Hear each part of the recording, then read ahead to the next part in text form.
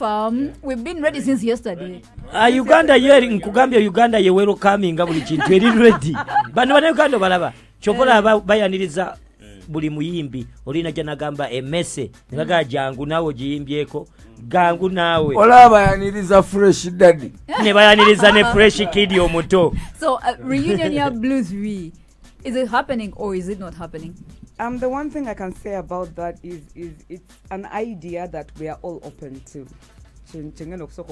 Because I mean, by the time you guys actually make it public, by the time you guys are going Who to be... made it public? Lillian Imbabazi, she did a tweet. She made a tweet. She just asks a question. People have been Why talking... ask us if you're not ready? People have been talking about this for years. Yeah. Ate tubagamba nnyo, are you ready? Okay. This is what we're going to do. Yes. Who is ready? Who is ready for the reunion? Who is not? Is Jackie ready? What I'll tell you is it's an idea I'm open to. Is Lillian Imbabazi ready? We are ready for anything. Is Cinderella Sanyu ready? I'm telling you, whatever it is that happens, you never know what the future holds. Gamba. You understand? Because I'm ready, or we are all ready, then I'm God forbid, something happens to me. So what I'm saying is if it happens...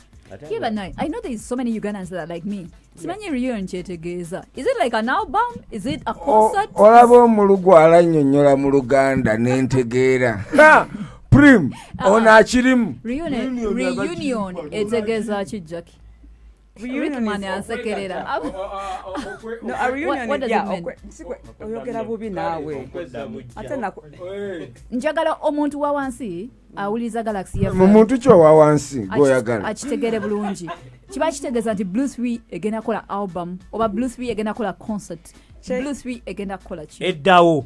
Chengeza ko gamba is there's one that misunderstands it. Muwagiza bayagala abuse bulufiri neddawo yaba abawulira abayimbi ga buli omu ayimba bibye kiringa bonobeereyo naffe twaliko muzikuruzi danso olukuluka toba tobuuza danso okule neddawo webale nnyo mukama wo kyamubongako kyetwagala Jackie atunyonyo mbu danso okule neddawo ate jja kuddawo kati yaba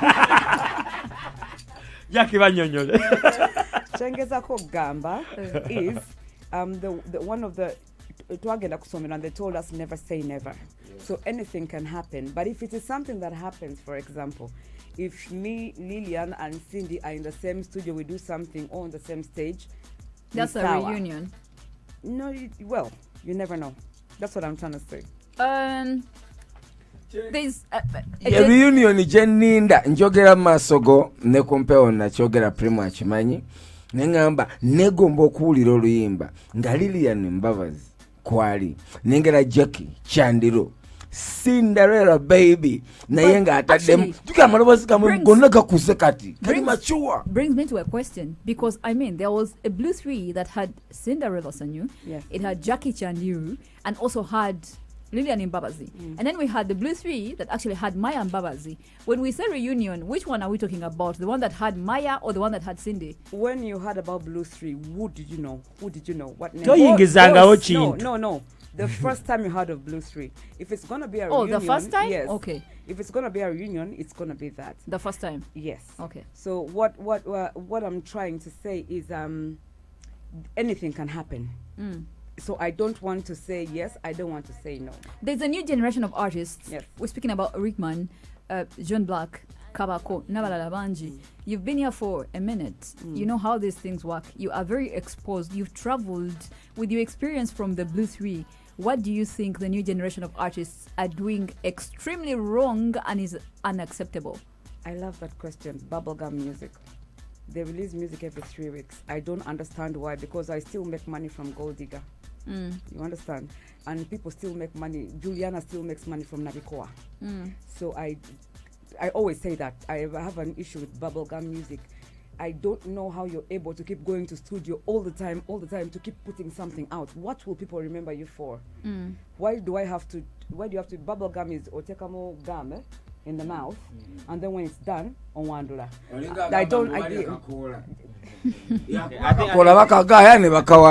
I should answer that. I think right now we consume music on a very fast pace. The pressure is too much. We have an audience who thinks like after 2 weeks the song is done. You have to release something new. I think it's the pressure from the fans. But recently. you, as an artist, why do you have to bow to the pressure from your fans? Yeah, I know, but it's the world is changing. The world is changing. Yeah, so People then you release- are going to keep pleasing the fans, but you are, I don't know if I should say disrespecting your art. like exactly, but the fans are the ones that make us still. So when the fans demand, you're obliged to Because answer. I'll tell you what. Mhm. Nina bayimbi oba music gwempulidde omuyimbi n'areleasinga oluyimba 2 weeks ne lugaana okola n'aluta n'ateekawo olulala weeks 3 ne lugaana okola n'ata olulala weeks 4 ne lugaana okola n'ata olulala. Yeah, but because like we have an social media era where we consume how do they say, information on a very fast pace. People get a lot of songs and they won't spend minutes on your song.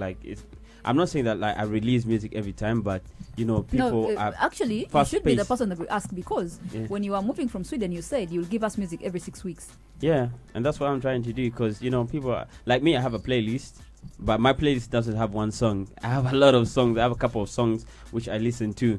So I think it's not bad, but it depends on how you control your fans, because fans really listen to what an artist, and they follow the artist as well. So I think it depends. Sometimes there's a phase where you need to give artists on yourself as well. That's why artists release albums. Not every artist wants to release an album, because I think an album is personal. Yeah. Something you release just for your own good, and then you give it to your fans. So I think this fast-paced, information is all about technology and how the world is moving fast. You get, yeah. Answer ino. Prim, answer ino. Nkubulire. Lindako katono nnyo. Tatadumu na. Lindako nkubulire. Kambuliremu ku mukwano gwange Jackie. Right, tata wa. Leka nkubuliremu Jackie wano ngandaba. Munnange ekyaleeta obuzibu okubanga gw'okyasobola okulya ku Gold Digger. By the time mwe mwali kodingira ennyimba waliwo kasiwukira lindako sebo, waliwo kasiwukira, waliwo Lusiini, waliwo bi kampani zaali 5 kyenzijukira. Nze nali mu dansolo kulunga nkola na DJ Michael nga bagula tepu, nga tepu kubeerako ennyimba mukaaga, ng'ennyimba ezo mukaaga bakugula tepu eyo n'ezo sente ezo ze bakola ze bayina nti tutegeraganye $5,000,000 nkuguze nyimba zange mukaaga, $6,000,000 tukuwe ya Bob Wine, $1,000,000 kiki tukuwe zaki. Ne kati essaawa eno gye twogerako era kyobulaba tuddayo eri ku corporate, tuddeyo ko katono. Emabega ko wali mwalinamu obuyambi katono nnyo. Nange ekyo kyonkimanyi, gavumenti yali eyagala omulimu gwammwe. Bali na batono. Mwali na batono naye kati essaawa eno abantu abakola nga John Black nedda tugenda kaya na bwetu. We mwatundiranga music Jackie, we mwatundiranga music Bruce Lee era kyovula mwino kola reunion, we mwatundiranga tepu. Ulira bano batundako tepu benjogera nabo. Ono Jackie yatundako tepu nga 3. I know yatunda tepu 3. Jackie watundako tepu. Yatundako tepu azini yafulumyako tepu. Album yafuluma nga baliko 3 bambadde obujaketi bwa black. Album ne fuluma ndalaga bambadde. Nga bambadde ki? Bruce Lee yatunda tepu. Ate wakana ki? Yatundako tepu mukasewukira. Ne kati ebisebino bye twogerako speed yedduka muwulira mutusaba Nigeria. Tuli mu myaka gye Jimmy Rickman nange then ono mami wa film industry. Ekintu Jackie kyayogedde obutabalimba kituufu. Katulange ekintu kya album bingi bye tukoppa naye ng'ewaffe tebibuka. Album omuntu ata album nga at least kyamanyi nti kati Abanigeria nga manyi nti Uganda alinayo audience egenda streaminga. Kenya, Tanzania bikinafuna streams. Naye kati nze Omunnayuganda saa zino singa nta album nga yongambye nti obuzibu bwa internet ka audience akaliwo akatono njakalanira ne Wizkid nkalone ne Burna Boy akaka streaminga ate era kamale kakomawo because sirina gyendi. But ekyokureleasinga music ebiseera bisika kati nga nange kati right now nakata next single yange guno omwaka mbadde sinata luyimba naye nakirabanga okugenda nota music because of competition. Nze ndaba okola oluyimba nga lulungi n'oluwa time because abantu babanga bakwagala bawe ekyo bali ekyo kibeere ate nekira music is money, you have to invest in money. Katugeze kabako leero otadde oluyimba olukoledde video enkeera luli luganye nota ku nkomerero ojja kubawo ng'oli mu kuzzabuza mu music naye nga gwe omuntu abawagizi tebali nga gwe oli mubalikiza naye nga bo tebazza. So I think it's better you take your time, you do something and do good. something nice, something that is going to last a nomanya nti while. at least mmaze oba emyezi nga 7 kati Rickman kali si mubi but abantu bakumanyi nze nzikiriza nti mu mwaka osobola okuta singles 3 oba 2 n'oziwaamanyi then waliwo buno bukolabo obunkwanki n'abantu babala project nti project John Black a single oba kolabo yali mu nga kano ke wakoze n'omunyarwanda kati obunkwanki kati it's time for zenga real chali wangu watero gamba alo chali wangu watero gamba like simu bubi collabos kati waliwo collabos nga zikubayingira time wakitegera primo waliwo collabos nga zikubayingira time wetegeka eri essasi lyoleeta lyogenda ku kuba ennyimba bayina nnyingi kuba obwongo bukyali fresh bangi abajja so music oyo tagenda kutuula.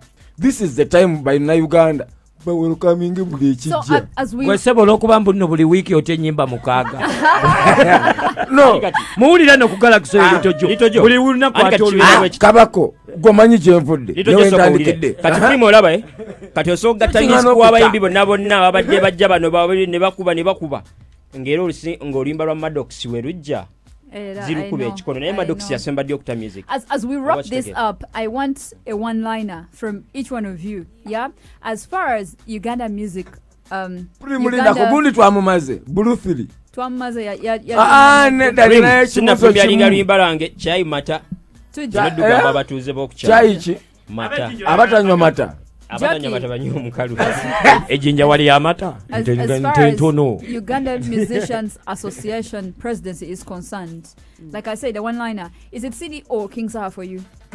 I will not choose. Me, I personally believe who God gives the responsibility is the right charge. one. Yeah. Kabako. Are you a member? No.